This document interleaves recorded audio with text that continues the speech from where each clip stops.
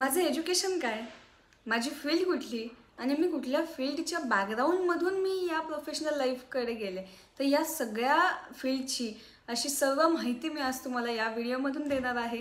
तर तुम्ही सर्वजण प्लीज हा व्हिडिओ शेवटपर्यंत पाहत राहा. आणि या व्हिडिओच्या शेवटी मी तुम्हा सर्वांना या फील्डबद्दलचं एक सिक्रेटसुद्धा सांगणार आहे. सो प्लीज हा व्हिडिओ संपूर्ण बघा आणि माझा एक्सपिरियन्स किंवा माझी जी काही जर्नी होती ती सुद्धा तुम्हाला जाणून घ्यायला आवडेलच. त्यामुळे तुम्ही प्लीज हा व्हिडिओ बघत राहा. नमस्कार मित्रांनो, मी रुचिका तुमच्या सर्वांचं स्वागत करते आपल्या युवा अकॅडमीमध्ये. आणि आज आपण गप्पा मारणार आहोत माझ्या फील्डबद्दल आणि माझ्या एज्युकेशन जर्नीबद्दल. तर त्याआधी तुम्ही सर्वांनी जर आपल्या युवा अकॅडमीला सबस्क्राईब केलं नसेल तर प्लीज आपल्या युवा अकॅडमीला सबस्क्राईब करा आणि बेल आयकनला हिट करा. तर आपल्या अनेक अशा व्हिडिओ जे काही आपले आता पुढे व्हिडिओ येत राहतील त्याचे तुम्हाला नोटिफिकेशन येत राहील आणि तुम्हाला माझे नवीन नवीन व्हिडिओ पाहायला मिळतील. आणि होप सो तुम्हाला या सगळ्या टॉपिकबद्दल किंवा युवा UX आणि ग्राफिक डिझाईनबद्दल तुम्हाला अजून माहिती माझ्या एक्सपिरियन्सनुसार मिळत राहील.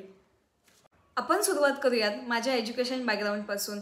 तर माझं 1ली ते 10वी हे शिक्षण मराठी माध्यमातून झालं आहे. अगदीच सामान्य शाळेतून आणि म्हणजे अगदी सामान्य म्हणजे नॉर्मल जसं आपलं मराठी माध्यमाचं शिक्षण असतं 1ली ते 10वी तसं माझं नॉर्मल एज्युकेशन झालं.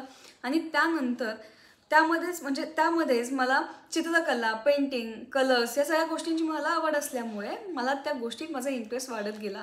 तुम्हाला सर्वांना माहिती असेल की आपल्या शाळेमध्ये असताना आपल्याला एक एक्झाम असायची एलिमेंटरी आणि इंटरमिजिएट. सो मी त्या एक्झाम्स दिल्या होत्या आणि मला त्या एक्झाम्स देण्यामागचं कारण असं की मला आवड होती त्या गोष्टीची म्हणूनच मी त्या एक्झाम दिल्या होत्या.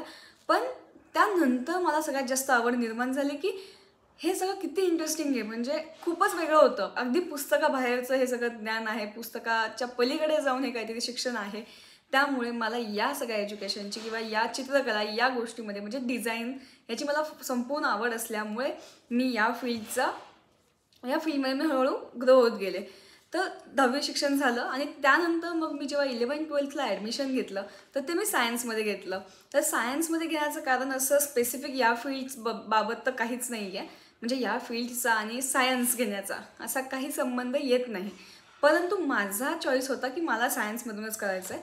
सो मी ते एज्युकेशन घेतलं. आणि त्यानंतर जेव्हा आता आपण 12वी सोडतो आपल्या सर्वांसमोर एक प्रश्न असतो, ते म्हणजे आता फील्ड काय निवडावी. तर या प्रश्नाचं उत्तर देण्यासाठी आपल्याकडे खूप जणांकडे म्हणजे आता माझ्या वेळेस माझ्याकडे कोणीच नव्हतं सांगायला की आपण 12th नंतर आपण काय केलं पाहिजे किंवा मला जर काही पुढे भविष्यात मला माझं प्रोफेशनल लाईफ असेल किंवा मला माझं फ्युचर कशात घडवायचं आहे हे सांगणार असं कोणी नव्हतं. त्यामुळे असं काय करावं जेणेकरून आपल्याला ही फील्ड कळेल किंवा आपल्या डिझाईनमध्ये आपल्याला काय करता येईल. आवड असल्यामुळे मी डिझाईन साईडनेच विचार करत होते, परंतु माहीत नव्हतं की आपण काय केलं पाहिजे. पण त्यामुळेच मी ठरवलेलं की आपण सायन्स करत आणि त्यानंतर जे काही आपल्याला फील्ड सुचेल किंवा आपल्याला आवडेल आपण तिथे जाऊयात. परंतु देवाच्या कृपेने माझ्या एका गुरूंकडून मला ही माहिती मिळाली की BFA म्हणजेच बॅचलर ऑफ फाईन आर्ट्स आणि अप्लाइड आर्ट्स अशा या फील्डची मला त्यांनी ओळख करून दिली.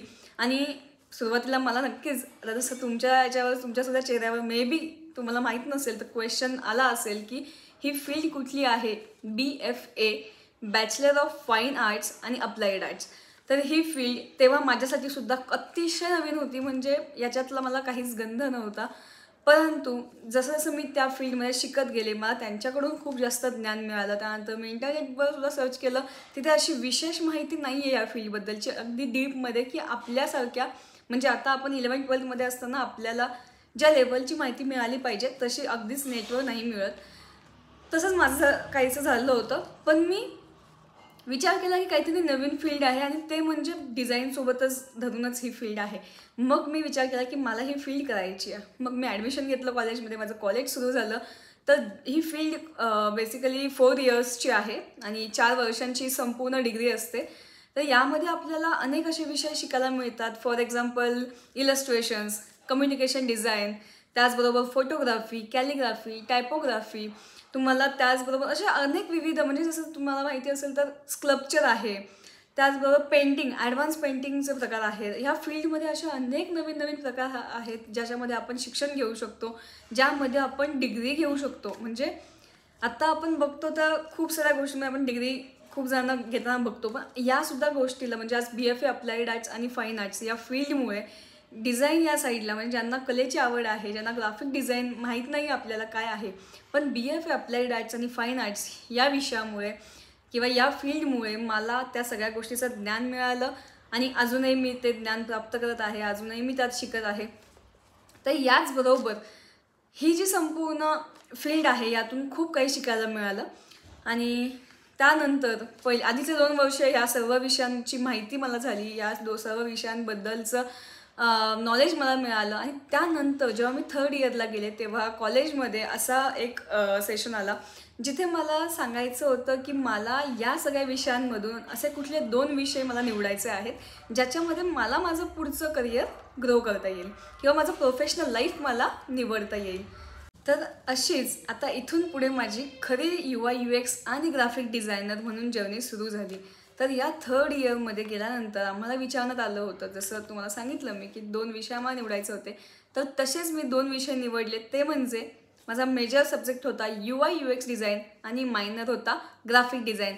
तर या 2 विषयांसोबतच मी माझं करिअर पुढे कंटिन्यू केलं. आणि मग म्हणजे त्याच्यामध्ये असं नाही की आपल्याला ते 2च विषय शिकवतात, तसं नव्हतं, परंतु त्या विषयांवर जास्त जोर दिला जातो आणि आपल्याला त्या पद्धतीने त्यांना आपल्याला ग्रो करता येतं. सो त्यासाठी फक्त हे 2 विषय निवडायचे होते. तर मला सगळ्यात जास्त म्हणजे मला ग्राफिक डिझाईन आवडतं बिकॉज ते खूप इंटरेस्टिंग आहे, त्यात खूप गोष्टी करायला मिळतात.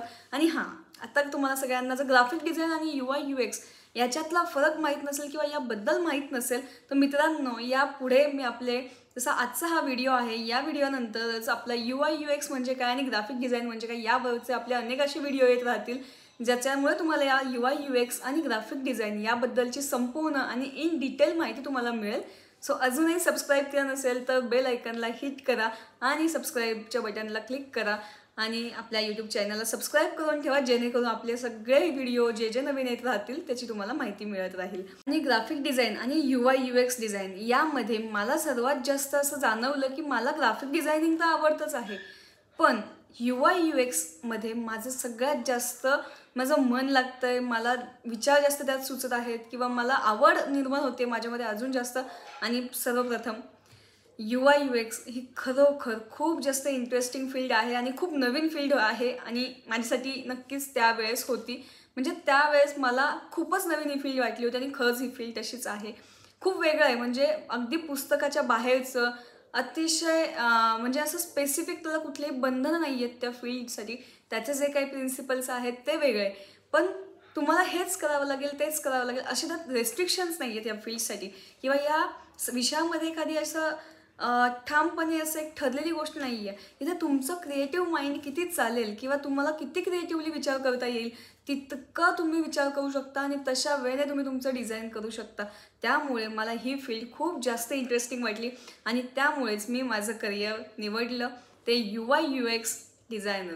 तर आता मी सध्या UI UX डिझायनर म्हणून कार्यरत आहे आणि गेले 4 वर्षांपासून मी ॲज अ ग्राफिक डिझायनर आणि UI UX डिझायनर म्हणून काम करत आहे. पण आता सध्या मी सगळ्यात जास्त फोकस माझा UI UX डिझायनर म्हणून मी देत आहे बिकॉज मला त्यात खूप जास्त आवड निर्माण होते आहे आणि मला अजूनही आवडतं आहे त्याच्यामध्ये शिकत राहायला आणि त्याला एक्सप्लोअर करायला. बिकॉज ती फील्ड जितकी मी एक्सप्लोअर करते आहे तितकी मला अजून कळत जात आहे. म्हणजे तसंच तुम्ही कुठल्याही क्षेत्रामधून असाल, तुम्ही जोपर्यंत स्वतः त्या गोष्टीला एक्सप्लोअर करत नाहीत तोपर्यंत आपल्याला त्याच्यातली मजा घेता येत नाही. त्यामुळे हेच मी केलं, ज्याची मला आवड होती, ज्याच्यामध्ये मला माझं पॅशन दिसत होतं ते आज माझं प्रोफेशन आहे आणि त्याचमुळे आज मला खूप छान वाटतंय. म्हणूनच मी म्हणजे सगळेजण मला प्रश्न विचारतात याच कारणाने की ही फील्ड खूप वेगळी आहे, ही कशी काय मिळाली. तर मित्रांनो, वेगळी फील्ड किंवा नवीन सगळ्या गोष्टी असं यापेक्षा तुम्हाला काय आवडतंय हे खूप जास्त महत्त्वाचं आहे.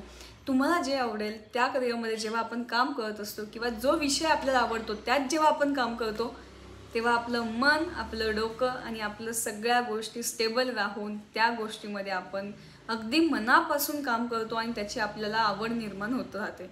आणि मी तुम्हा सर्वांना व्हिडिओच्या सुरुवातीला सांगितलं होतं की या फील्डबद्दलचं एक सिक्रेट मी तुम्हाला सांगणार आहे.